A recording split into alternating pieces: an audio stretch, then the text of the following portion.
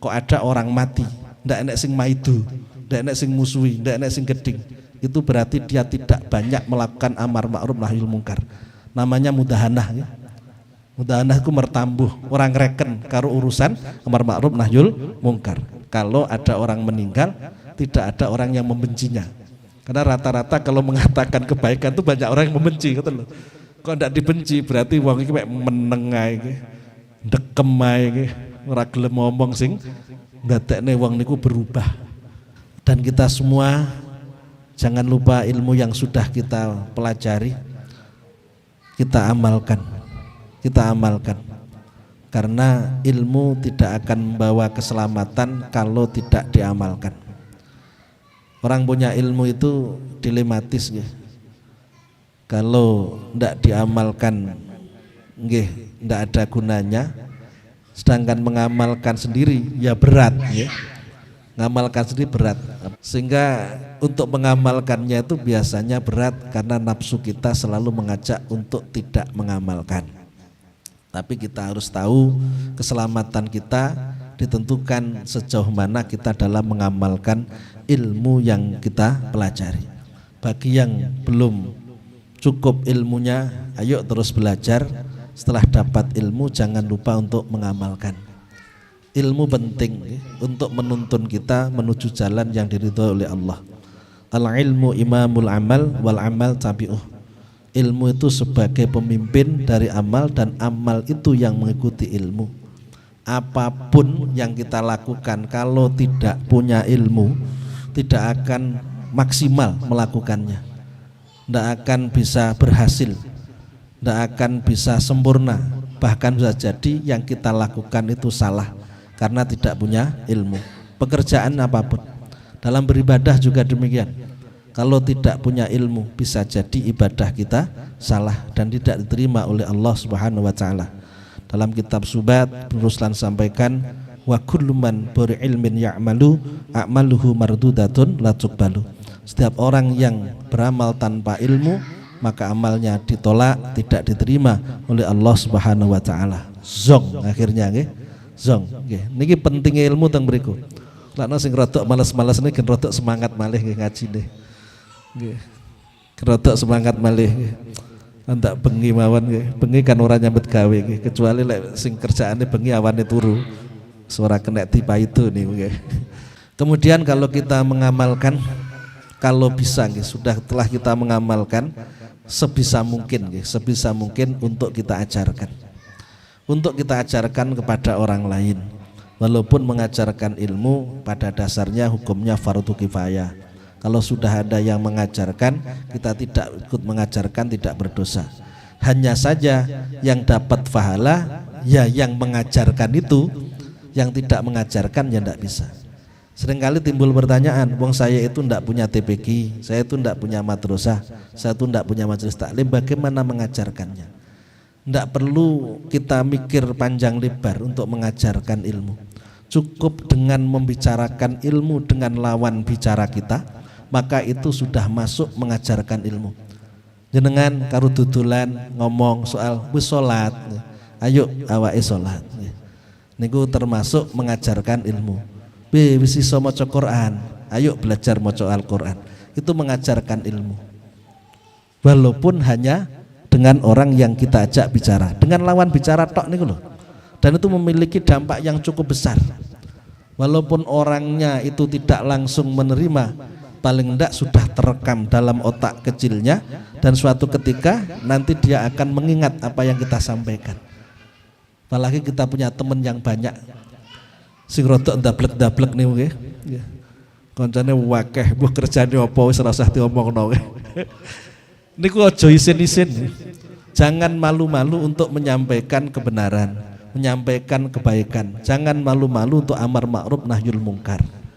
Cara kita dalam beribadah yang cerdas yaitu mengajak orang melakukan kebaikan, di mana kalau kita nanti sudah mati, pahala kebaikan itu terus mengalir kepada kita. Kita akan mendapatkan paketan pahala selama dia mau melakukan kebaikan yang kita sampaikan. Ngajak orang ibadah, mamane ndak gelem ibadah nggih, sebelumnya ndak mau ibadah, setelah kita ajak dia mau ibadah, kita yang mengajak meninggal dunia, yang kita ajak masih hidup terus menjalankan ibadah, maka kita dapat pahalanya ibadahnya dia. Orang yang kita ajak ngajak temennya lagi untuk beribadah, pahalanya kita, pahalanya temennya juga diberikan pada kita, diberikan pada orang yang mengajak tadi. Sampai kapanpun terus seperti itu. Maka jangan menjadi orang bodoh, di mana orang bodoh itu ketika mati sudah tidak ada pahala yang mengalir lagi. Orang yang pintar ketika mati pahalanya masih mengalir, sudah tidak beramal tapi masih mengalir. Caranya ya seperti itu. Au ilmin yuntafa'u bih, kan?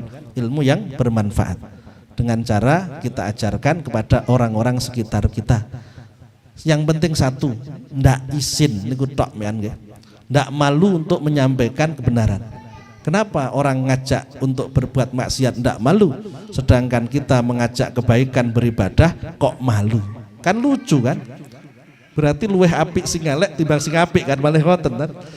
Lah ngomongnya elek mawon ora izin to. Ngomong apik kok izin. Berarti sing apik ki elek, sing elek ki apik. Ora kualik lek ngoten ya. Lagi. Paham ya?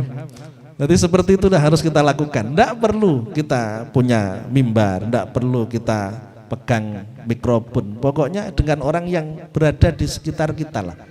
Nanti ngobrol-ngobrol, langsung kita tambahi nggih, rodok adoh ngoten. Kemana nggih ngomongnya kerjaan, baru akhir-akhirnya ngomongnya sholat. Gimana sholat nggih? Banyak youtuber di penghujung kalimatnya itu ojo lali loh sholat 5 waktu bapak iku dadi kewajibannya awake dhewe. Kalimat terakhir yang seperti itu loh sudah mengena. Sudah mengena. Yang diomongkan sebelumnya itu mobil, diomongnya motor, ujung-ujungnya ojo lali lur sholat 5 waktu. Itu sudah mengena. Padahal hanya 1 kata atau 2 kata lah, tidak seberapa. Kalau jenengan sampai lakukan yang semacam itu, saya yakin akan banyak pahala yang kita dapatkan. Wa ja'alani mubarakan aina ma kuntu, dalam surat Maryam ayat 31. Nabi Isa sampaikan Allah menjadikan aku mendatangkan keberkahan dimanapun aku berada. Maksudnya mendatangkan keberkahan apa? Dimanapun aku berada selalu amar ma'ruf nahyul mungkar, selalu mengajak orang melakukan kebaikan dan melarang orang untuk melakukan kemungkaran. Ini yang harus kita lakukan dalam hidup di mana kita masih punya kesempatan. Bahkan salah satu ulama itu menyampaikan, kok ada orang mati, ndak enek sing maidu, ndak enek sing musuhi, ndak enek sing geding. Itu berarti dia tidak banyak melakukan amar ma'ruf nahyul mungkar. Namanya mudahanah ya. Mudahanah itu mertambuh, orang reken karo urusan amar ma'ruf nahyul mungkar. Kalau ada orang meninggal, tidak ada orang yang membencinya. Karena rata-rata kalau mengatakan kebaikan itu banyak orang yang membenci, gitu loh.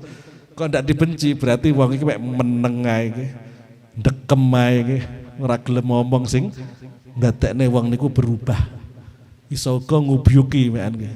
Ngubyuki niku ikut-ikutan karena mintanya inginnya selamat. Kalau berseberangan biasanya itu akan menjadikan orang membenci kita. Namun ada satu ungkapan, ikan yang hidup, ikan yang melawan arus, sedangkan ikan yang mati, ikan yang terbawa arus. Jadilah ikan yang hidup, jangan menjadi ikan yang mati. Mudah-mudahan nasihat singkat yang saya sampaikan ini bermanfaat bagi kita semua, sehingga menambah semangat kita dalam thalabul ilmi, dan kita tidak malu untuk menyampaikan ilmu yang kita pelajari kepada orang lain, dan mudah-mudahan kita semua semakin semangat, semakin kuat keimanannya sehingga kita selamat fid dunya wal akhirah.